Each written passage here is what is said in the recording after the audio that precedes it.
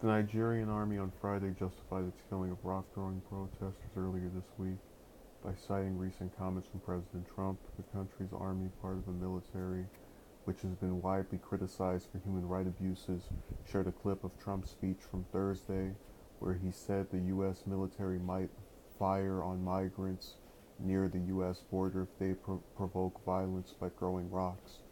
Please watch and make your deductions, the Nigerian army wrote on Twitter in a since deleted comment. Trump on Friday walked back his comments from the previous day, saying instead that migrants would be arrested and but not fired on if they're throwing rocks at the U.S. border. They won't have to fire, Trump told reporters at the White House, referring to U.S. soldiers. What I don't want is I don't want these people throwing rocks. On Monday, Nigerian soldiers fired at 1,000 Shiite Muslim protesters who had been blocking traffic in the capital, Abuja. Videos showed some protesters throwing rocks at soldiers who responded with gunfire. Nigeria's military said 3 protesters were killed. Amnesty International said 45 people were killed at the march and 2 smaller ones. A Reuters article cited protesters who said 18 people died. The Islamic Movement of Nigeria organized the protest. The group seeks the release of its leader, Ibrahim Zaki, who has been detained since 2015, according to Pulse NG. John Agam, a spokesman for Nigeria's military, said the army posted a video in response to Amnesty International's report.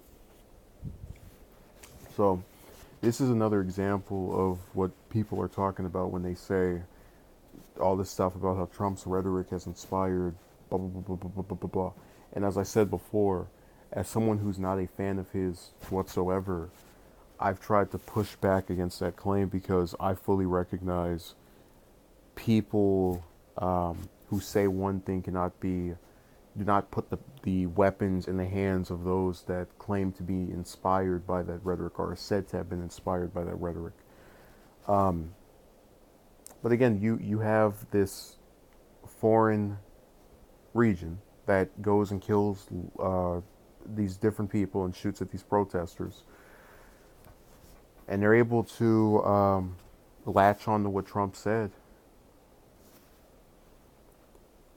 which is really strange because I don't even think there's what the status of the relationship between the U.S. and Nigeria is, but I know that now we're having the actual government kind of try to use his rhetoric as an example of what they're talking about. Um, and the only way I would see the White House being able to really just push back all the way is to just say, no, it wasn't us. We have no idea what they're talking about. We don't support violence of any kind. But they're not doing that. They're just having this government say something about them, keeping quiet and hoping for some other major news story to pop out in the next few days, which there will be, obviously with the midterms coming up. But you get the idea.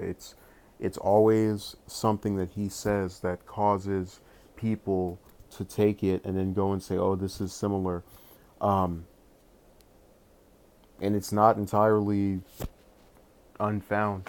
As I've said before, when you talked about wanting to take a swing at a protester or see him out on the stretcher or promising you'll pay the bills of those that fight the protesters at your rally, it presents a certain narrative about you that you don't see in a lot of political candidates.